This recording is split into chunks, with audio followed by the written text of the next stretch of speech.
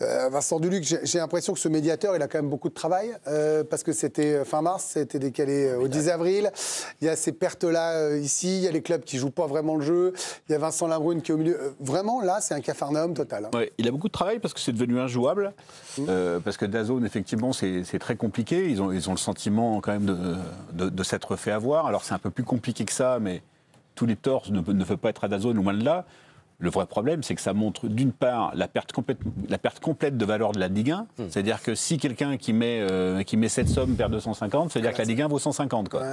Donc ça veut dire plus rien, alors qu'en Bundesliga, c'est encore 1 milliard par an, etc.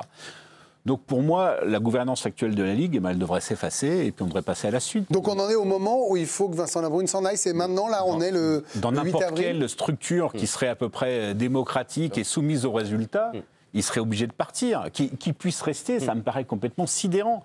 Et donc, ils en sont au point de faire venir quelqu'un qui a encore plus d'expérience et d'ampleur que lui dans l'histoire des médias, qui est Nicolas de Taverneau, justement pour compenser les manques de la gouvernance. Alors, Nicolas de Taverneau, l'ancien patron d'M6 pendant des années, qui est à la tête PDG de RMC BFM actuellement, qui va prendre la tête de LFP Média. Donc c'est la branche média de la Ligue de football. C'est pas le remplacement de Vincent Labrune, parce que moi des gens m'ont dit mais Taverneau remplace Labrune. Alors non, c'est autre chose. Si le président de la Ligue avait atteint ses objectifs, il n'aurait pas besoin de prendre quelqu'un comme ça pour ce poste-là. Il peut vite grimper.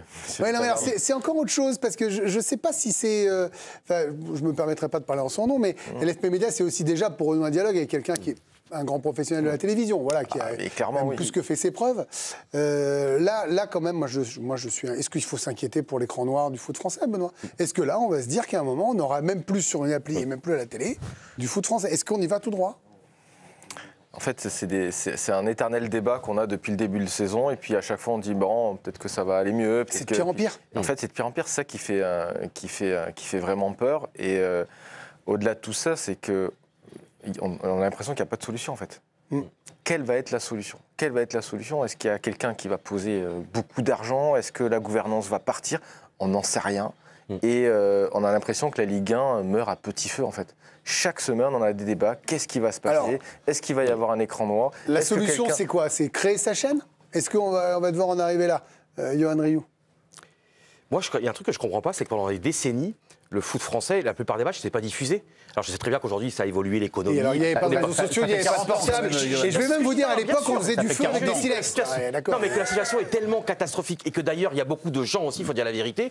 Il y a des matchs que le dimanche, que même nous, qu'on adore le foot, on ne les regarderait pas, Après, je sais très bien que c'est tragique économiquement.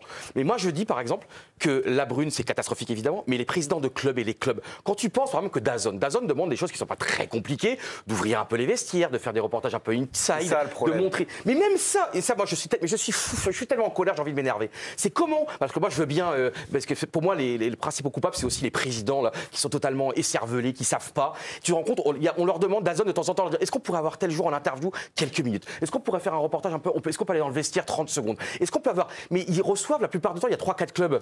Ambre nous avait dit en témoignage qu'il y avait 4 clubs qui jouaient le jeu. Mais comment veux-tu si déjà? Et moi, je comprends pas. Si je suis attaché de presse d'un club et j'ouvre mon club, mais venez nous voir, venez interviewer le gardien. Mais c'est pas l'attaché de presse qui décide. Oui, c'est les joueurs aussi qui décident d'eux-mêmes. Les joueurs, ils sont plus ouverts. Alors les joueurs, ils seraient plus ouverts.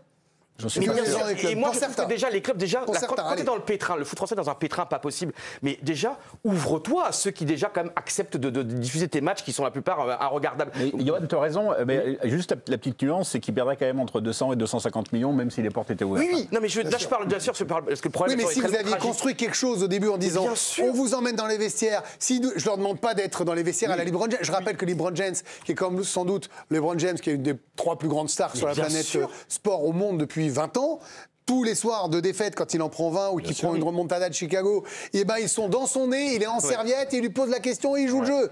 C'est LeBron James, c'est pas le 13e joueur. Et pourquoi on a aimé autant Canal+ au début dans les années 80? Parce que les vestiaires s'ouvraient justement. Nous, c'est pareil.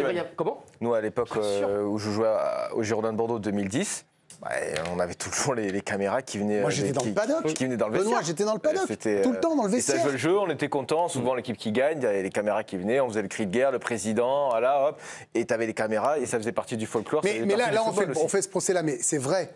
Alors, moi, j'ai 48 ans, Vincent, on a 48 et demi. Bon, voilà, à peu près, les autres. Mais on a grandi avec ces images dans les vestiaires, ces scènes de joie qu'on voit. Et aujourd'hui, on en est presque content quand Alicia peut nous en proposer au Raph, en disant, regardez ces jolies images, parce qu'ils nous ont eu la décence de nous envoyer 3 images. C'est un peu gênant. La réalité, c'est que la Ligue, depuis 1 an et demi, donne la priorité aux télévisions du bout du monde pour développer ses droits internationaux. Et le nombre de demandes d'interviews, je crois, j'allais dire mensuelles, mais je ne suis pas sûr, est passé genre de 50 à 250 pour pouvoir avoir une fois une télé de la Malaisie, une fois la télé de je ne sais pas où, parce qu'ils cherchent à développer les droits internationaux. Mais il ferait mieux de s'occuper du feuilleton en France, de leurs produits en France. C'est ce produit-là qu'il faut vendre. Et ce produit-là, ils ne sont pas capables de le vendre. Pour faire court, Greg, les matchs ne sont pas si inregardables que ça, Yoann. Non, je dis il y a 1 ou 2 par journée. Parce que honnêtement, j'en ai regardé quelques-uns. J'ai regardé des Auxerre, j'ai regardé des... Ils font une saison extraordinaire. Attention, Djibril va vous emmener si vous dites Auxerre. Et en plus, si vous dites Auxerre, et qu'en plus vous voulez prendre un exemple, attention. Excuse-moi, Djibril. J'ai regardé des Auxerre, des Strasbourg. Mais ça joue. Franchement, ça joue, Yoann. Mais j'adore. Ce qui manque un petit peu, c'est effectivement un peu plus de proximité envers les joueurs, que ce soit dans le vestiaire, avant, une petite émission, peut-être d'après-match un peu mieux construite.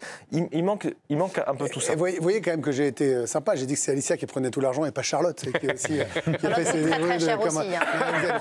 Non, Charlotte, elle n'est pas trop chère. Non, elle le mérite en même temps. Mais non, mais maintenant, ça va être terrible. Elle est déjà en train de renégocier l'année prochaine. Là, je ne sais même pas comment. Je suis comme ça. Je suis pris à la gorge. Mais vous avez quel type d'accueil quand vous allez commenter? Alors au début, c'était très compliqué. Et au fur et à mesure, là, depuis... Ah, je crois que vous n'avez pas branché votre micro, Charlotte. Vous avez dû l'éteindre pour appeler le président de la Ligue et lui dire, est-ce que je peux parler? C'est bon, allez-y. Donc je disais, oui, vous savez, mon salaire, je suis très cher. Non, c'est beaucoup mieux depuis janvier. C'est beaucoup mieux, ils nous ouvrent plus les portes. Mais là où les clubs sont réticents, c'est qu'ils ont peur des réseaux sociaux. Ils ont peur des images qui peuvent un peu choquer, d'une erreur d'un joueur. Enfin, en fait, et la répercussion et l'image peut-être mauvaise du club qui peut être envoyée. Donc c'est beaucoup mieux le travail entre DAZN et les clubs. Ils nous ouvrent un peu plus les vestiaires. Effectivement, c'est quasiment... Il a fallu taper du poing sur la table. Oui, donc en fait, c'est la communication entre les différents partis qui était inexistante. Donc c'est pour ça qu'il y a du mieux, on ne peut pas le renier. On voit souvent Strasbourg souvent ouvre une équipe jeune, ouvre le vestiaire, mais on aime ça. Quand on regarde la télé, ce qu'on veut, c'est qu'en plus déjà sur le terrain, ils nous font oui, mais il faut suivre des héros. C'est ce qu'on a fait avec le biathlon pendant des années. Il faut suivre des gens que vous avez envie d'aimer. Et quand les caméras rentrent dans le vestiaire et que tu vois les joueurs danser, rigoler, c'est ça qu'on a envie de voir. Si vous enlevez de l'affect, vous enlevez tout simplement. C'est pour ça que moi je parle de jeu tout le temps. Mais à la fin, on va récupérer la Ligue 1, vous allez voir. Je l'espère, mais j'espère surtout pour pas cher. Parce que nous, à la fin, qu'on puisse être payé. Sinon, on sera peut-être plus que trop autour de la table. Et moi, je vous le dis, j'y serai. Moi aussi, je suis bénévole. Et vous aussi. Alors attention, il n'y a plus qu'une place. On ferait les Hunger Games de qui va être dans le DG parce qu'on a pris la Ligue 1 et qu'on n'a plus assez de sous. Bon, Alicia, un mot sur la Ligue, sur le souhait d'Ougourlian. Voilà, c'est ça. Vous parliez tout à l'heure de la possibilité d'une création de chaîne 100% Ligue 1. C'est en tout cas le souhait de Joseph Ougourlian, le président de Lens, qui a déclaré hier chez nos confrères de RMC. Mon point, c'est que si tu fais le calcul et que tu regardes à 150 millions, moins les 20% de CVC, moins les coûts de la Ligue, moins les autres, il ne reste plus grand-chose pour les clubs. Sur ces niveaux-là, je me retrouve avec moins de droits télé que ce que j'avais en Ligue 2. Donc je dis que sur ces niveaux-là, ça vaut peut-être le coup de tenter quelque chose. Et ça vaut peut-être le coup de mettre en place une solution de financement avec CVC par exemple, pour essayer d'absorber les 9 à 12 premiers mois de lancement d'une chaîne. Et puis il a aussi parlé de cette offre 100% Ligue 1 qui se situerait autour de 20 € par mois, puisqu'aujourd'hui ce serait a priori le prix, ou du moins ce que coûterait la Ligue 1 pour un abonnement mensuel.